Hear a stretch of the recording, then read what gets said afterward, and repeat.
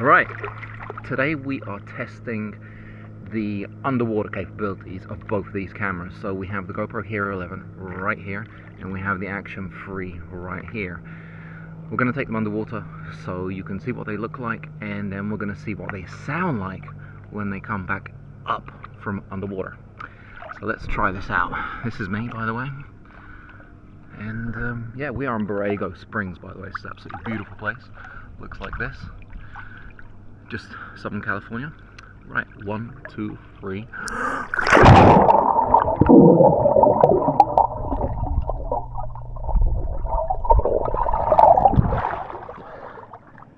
Right, and now this is what both the cameras sound like.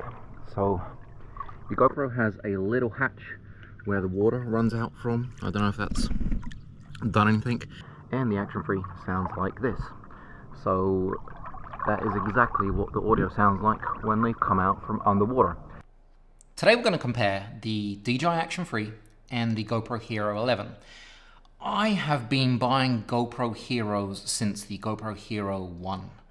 I don't have that anymore. Actually, the oldest one I have is the GoPro Hero 3. I've been complaining about the GoPro for a while now. There are a few things that let it down, and they really get on my nerves. The first thing is the battery. If you leave the battery in the GoPro Hero for even a couple of days, it's going to go from 100%, drop all the way down until it's dead. And that's really frustrating, especially if you've charged your camera, you're flying out to, I don't know, the Canaries or Barbados or Hawaii. 3 days later you're there, you want to film something and your battery's dead. Very, very annoying. The DJI Action holds 100% for ages. I mean ages.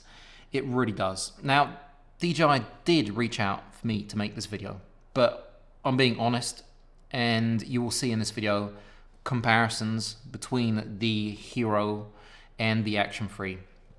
And you'll see that the Action 3 doesn't win in every single circumstance. Now, the second thing that gets on my nerves about the GoPro Hero 11 is that when you're using the app and you press record, the screen goes black. What the hell, GoPro? I mean, the GoPro Hero 11 comes in at $449. The Action 3 comes in at $329. So it's over $100 cheaper.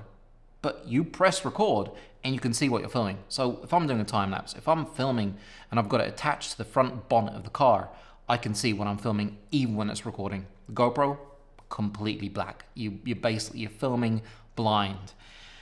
That is annoying. That is annoying because I use the app preview feature a lot. Now, I wish GoPro could fix that so that it would be on par with, with even the Insta360s.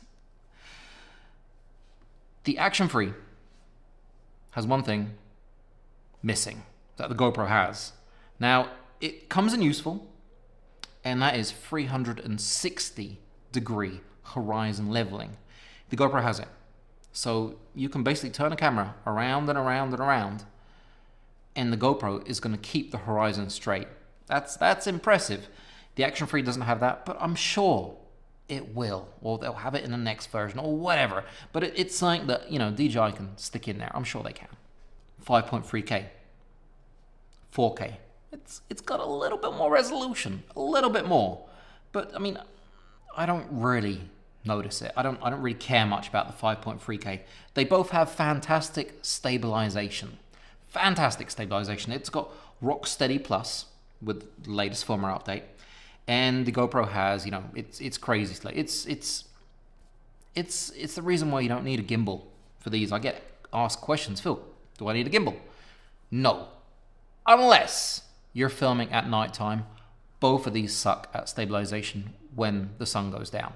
Let's be honest. I mean, they do. It just gets, ugh. It's not worth it. So if you do want smooth shots at night, yeah, a gimbal might come in handy. But apart from that, you do not need a gimbal for either one of these during the day. The stabilization is off the charts. Underwater, well, the GoPro does 10 meters.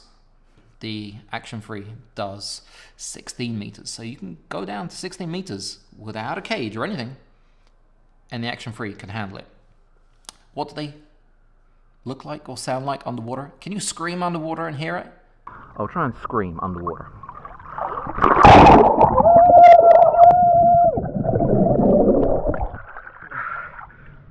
I don't know if you could hear that. I could barely hear myself.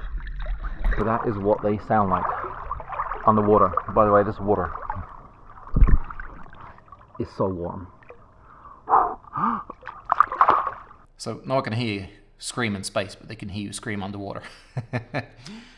155-degree field of view on the Action 3. It's very wide. I mean very wide. 148 degrees on the GoPro. So it's a little bit narrower. I mean, you can really tell with the Action 3 how wide it is, and it is nowhere near as distorted as the GoPro. The GoPro is really distorted on the wide. They both do linear, so it's a really nice, clean, crisp, straight angles everywhere. So they both do linear, and that looks really, really nice. Now, they both do slow motion in 4K, so 4K, 120 frames per second. The GoPro will do 5.3K in 60 frames per second if you need that. I don't think I've ever filmed in my life ever at 60. I normally just do 25 or 120. But they both do 120 in 4K. They both have 10-bit. That's fantastic. So you can really pull as much information out of the image as you want. They both do time lapses and hyperlapse and photos, but those are things that I really rarely use. I mean, I do the hyperlapses, and the hyperlapses look great on both of them. They really do. You know, you've got everything flying by nice and fast.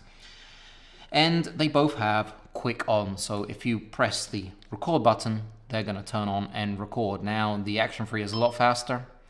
The GoPro is a little bit slower, and the GoPro will auto turn off, whereas with the Action 3, you're going to have the option to tap it to cancel the turn off. That's a big deal because it means that you could, control the camera a little bit more. The GoPro forces the auto off. It's a pain in the bottom. So the battery life, I was talking about it before. The Action 3 will go for about 140, 150 minutes. The GoPro will go 100, 120 maybe, with the new, white Enduro battery, whatever they call it. But the battery is the thing that really lets the GoPro down. I'm being honest with you guys. I've heard it from a lot of my friends. It's let them down, and a lot of them have decided to switch over to Action 3 because of just that one thing, the battery.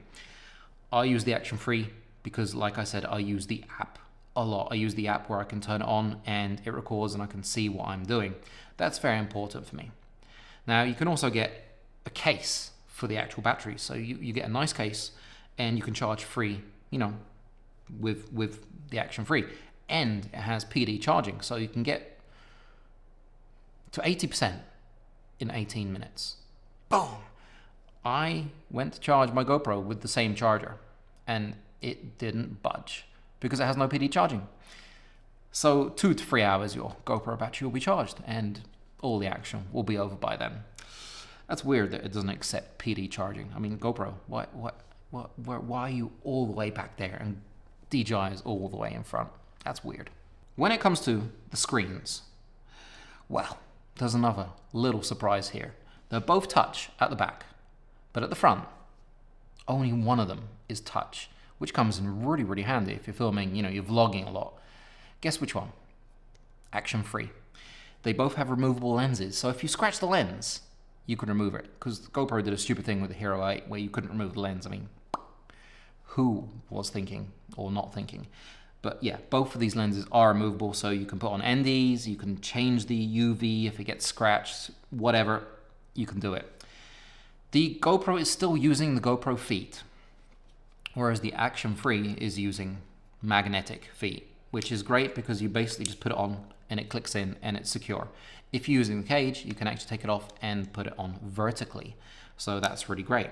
Now, the GoPro doesn't have magnetic feet, but there is something called Phil's magnetic feet. I sold this idea to Ulanzi when I saw the Action 3 about half a year ago, and Ulanzi made these magnetic feet, and they're mine. You can check it out on the website. So you can go and get magnetic feet, unscrew the original feet from the GoPro and put on magnetic feet. So it's magnetic and you can basically stick it onto the side of stuff just like the Action 3. I'm waiting on those feet, by the way, Ulanzi. I was paid and I got a certificate. I'm going to show it to my mum. She's going to be proud. I'm a designer. I am a camera accessories designer now.